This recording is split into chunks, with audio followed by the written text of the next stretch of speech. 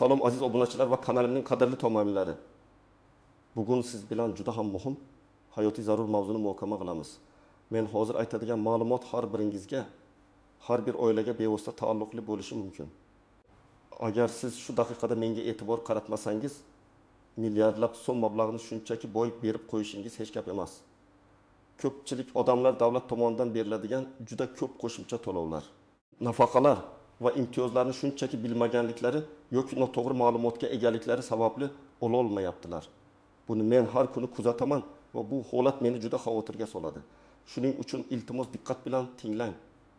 Kanalimizga obuna bo'lib qo'yishni va ushbu videoga like bosishni unutmang. Bu video imkon qadar ko'proq odamlarga yetib borishi juda muhim. Zero bugungi mavzu barchamizning hamyonimizga bevosita ta'sir qiladi va uning nomi shunday. Siz bu qo'shimcha to'lovlarni arizasiz ola olmaysiz. Keling, avvalo muammoning mohiyatiga chuqur kirib boraylik. Oldinlari ko'plab ijtimoiy to'lovlar, masalan, bolalar nafaqalari, kam ta'minlangan oilalarga moddiy yordamning ayrim turlari yoki pensionerlarga beriladigan ba'zi bir qo'shimcha imtiyozlar ko'pincha avtomatik tarzda, ya'ni sizdan hech qanday qo'shimcha harakat talab qilmasdan amalga oshirilardi. Misol uchun, ma'lum bir muddatdan keyin nafaqa avtomatik tarzda uzaytiriladi yoki ayrim to'lovlar haqida aholi orasida umumiy tushuncha bo'lib, maxsus ariza berish shart emasdek tuyuladi. Mahalla faollari ba'zida o'zlari ro'yxatlar tuzib, tegishli idoralarga taqdim etardi. Bu holat bir tomondan qulay edi albatta. Odamlar ortiqcha ovoragarchiliksiz navbatlarda turmasdan o'zlariga tegishli pullarni olishardi. Hatto ba'zi hollarda agar siz belgilangan mezonlarga mos kelsangiz, sizni topib o'zingizga tegishli yordam haqida xabardor qilishardi. Ammo bugun vaziyat tubdan o'zgarganini aniq tushunishingizni istayman. Davlatning ijtimoiy himoya tizimi yanada shaffof va adolatli bo'lishi uchun bir qator o'zgarishlar kiritildi. Endi aksariyat qo'shimcha to'lovlar, nafaqalar va imtiyozlarni olish uchun sizdan majburiy ravishda ariza talab qilinadi. Aynan ariza. Bu shuni anglatadiki, agar siz o'zingiz murojaat qilmasangiz, tegishli hujjatlarni taqdim etmasangiz va rasmiy tartibda ariza bermasangiz, sizga o'sha to'lovlar umuman hisoblanmaydi. Hattoki siz ularga biddib degani loyiq bo'lsangiz ham. Nima uchun bunday o'zgarish yuz berdi? Asosiy sabab shundaki, davlat mablag'lari yanada maqsadli ishlatilishini ta'minlash, qonuniy asosda va real ehtiyoji bor odamlarga yetib borishini kafolatlashdir. Avtomatik tizimda ba'zida noto'g'ri ma'lumotlar yoki o'zgargan sharoitlar hisobga olinmay qolishi mumkin edi. Endilikda esa har bir to'lovni olish istagida bo'lgan fuqaro o'zining haqiqiy holatini tasdiqlovchi hujjatlarni shaxsan taqdim etishi, o'zining ehtiyojini rasman bildirishi lozim. Bu yangi tizim davlat mablag'larini suiiste'mol qilish holatlarining oldini olishga ham xizmat qiladi. Keling, endi kimlar aynan tashvishlanish kerakligi va kimlar xotirjam bo'lishi mumkinligini tushunib olaylik. Shuningdek, konkret misollar bilan ushbu vaziyatni ko'rib chiqamiz. Aslida kimlar tashvishlanish kerak? Asosan quyidagi toifadagi fuqarolar davlatdan qo'shimcha to'lovlar, nafaqalar yoki moddiy yordam olish huquqiga ega bo'lsalar, majburiy ariza talabi ularga tegishlidir. 1. Kam ta'minlangan oilalar. Agar sizning oilangizning o'rtacha oylik daromadi aholi jon boshiga belgilangan minimal iste'mol xarajatlaridan past bo'lsa, siz kam ta'minlangan oila hisoblanasiz. Oldinlari mahalla fuqarolar yig'inlari ro'yxat tuzishda qisman faol edi. Ammo hozirda sizning oilangizga bolalar nafaqasi yoki moddiy yordam tayinlanishi uchun davlat xizmatlari markazlariga DXM yoki elektron tarzda My.uz portali orqali ariza berishingiz shart. Misol 1. Farhod aka va uning rafiqasi Madina opa 3 nafar farzandni tarbiyalaydi. Ular yashaydigan mahalla qishloq joyda joylashgan. Farhod aka mavsumiy ishlarda band. Ularning jami oilaviy daromadi ko'pincha har bir oila a'zosiga 500 ming so'mdan pastroq. Ilgari mahalla ularning oilasini ro'yxatga kiritib, avtomatik tarzda bolalar nafaqasi olishlariga yordam bergan. Lekin so'nggi yildan buyon nafaqa to'lovi to'xtab qolgan. Farhod aka buni tushunmadi.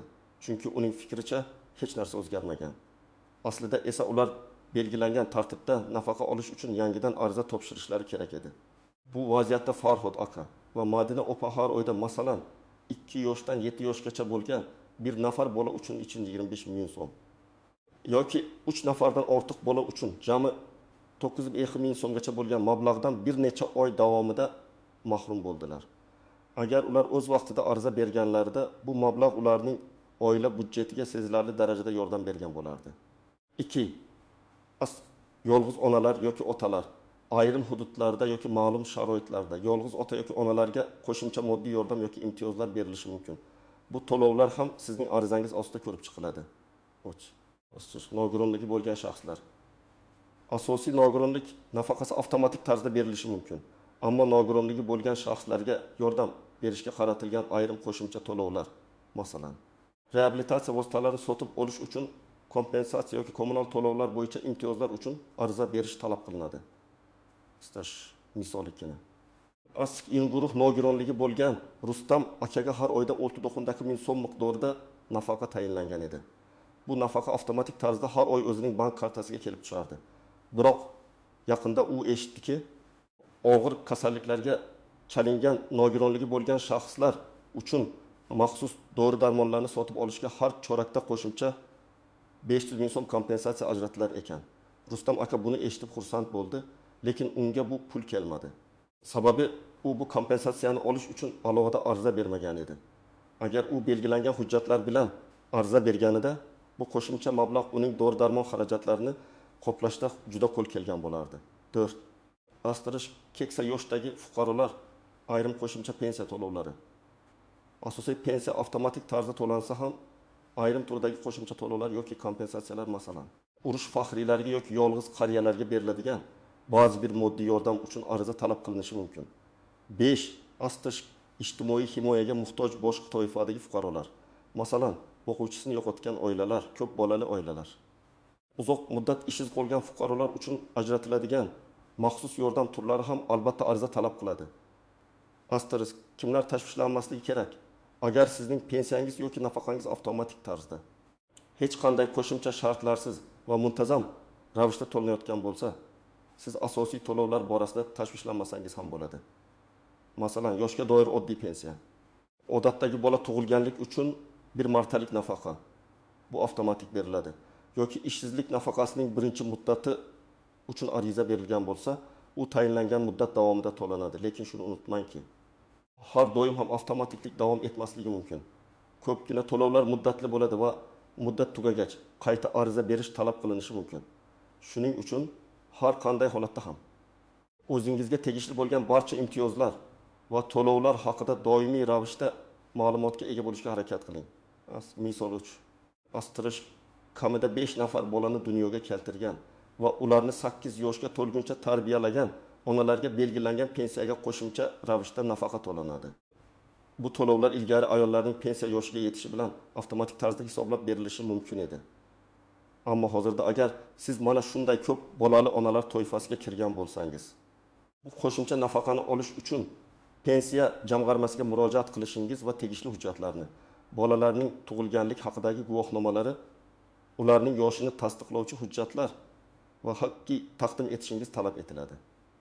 Natijada ko'plab munosib onalar faqatgina bu haqda bilmaganliklari yoki ariza berishni unutib qo'yganliklari sababli har oylik qo'shimcha 300 ming so'm yoki undan ko'proq mablag'dan mahrum bo'lishmoqda.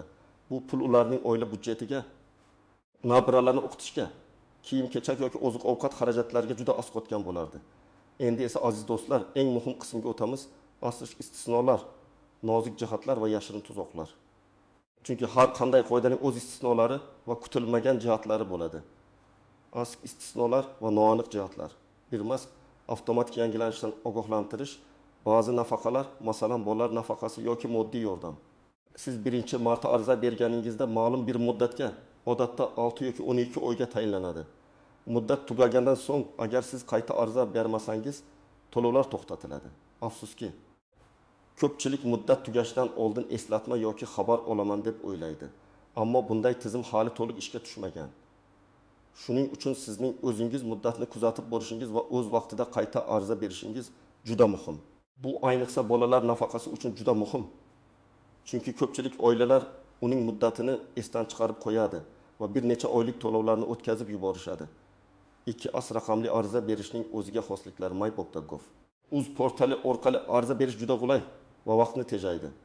Ammo shunga qaramay, ba'zi odamlar raqamli savodxonlik darajasi pastligi tufayli bu imkoniyatdan foydalana olmaydilar. Agar siz raqamli tarzda ariza topshirsangiz, Barcha hujjatlarni to'g'ri yuklashingiz, shaxsni aniq to'ldirishingiz va tasdiqlashingiz shart. Birgina noto'g'ri ma'lumot yoki yetishmovchilik arizangizning rad etilishiga olib kelishi mumkin. O'tu. Astirish to'lovlarni orqaga qarab olish imkoniyati, retroaktiv to'lovlar. Bu juda muhim nuans. Agar siz nafaqa yoki moddiy yordamga loyiq bo'la turib ariza bermagan bo'lsangiz, keyinchalik ariza topshirganingizda ba'zi hollarda sizga o'tgan davr uchun ham to'lovlar hisoblab berilishi mumkin. Ammo bu hamma to'lovlarga ham tegishli emas va uning o'ziga xos shartlari bor. Odatda ariza berilgan kundan boshlab oldingi 12 oygacha bo'lgan davr uchun nafaqa hisoblanishi mumkin, ammo bu har doim ham kafolatlanmaydi. Ko'proq hollarda nafaqa arizani topshirgan oydan boshlab hisoblanadi. Shuning uchun iloji boricha tezroq murojaat qilish juda muhim. Dard asri hududiy farqlar. Ayrim qo'shimcha to'lovlar yoki imtiyozlar faqat ma'lum bir hududlar, masalan, chekka qishloqlar yoki ekologik noqulay hududlar aholisi uchun belgilangan bo'lishi mumkin. Bu haqda siz faqatgina o'zingiz yashayotgan joydagi mas'ul idoralardan aniq ma'lumot olishingiz mumkin. 5. Dasturiy ta'minotning ishlamasligi yoki texnik xatolar, elektron tizimlar ba'zan vaqtinchalik ishdan chiqishi yoki xatolar berishi mumkin. Agar siz My.uz orqali ariza topshirmoqchi bo'lganingizda muammolarga duch kelsangiz, darhol davlat xizmatlari markaziga shaxsan murojaat qiling yoki kol markazlariga qo'ng'iroq qilib texnik muammoni hal qilish choralarini ko'ring. Texnik sabablar arizani kechiktirishga bahona bo'lmasligi kerak. 6. Yana o'zgarish bo'lmasa bo'ldi mentaliteti. Ba'zi fuqarolar davlat siyosati tez-tez o'zgaradi deb o'ylab, yangiliklarni kuzatishdan charchaydilar. Bu esa ularni muhim imkoniyatlardan mahrum qiladi.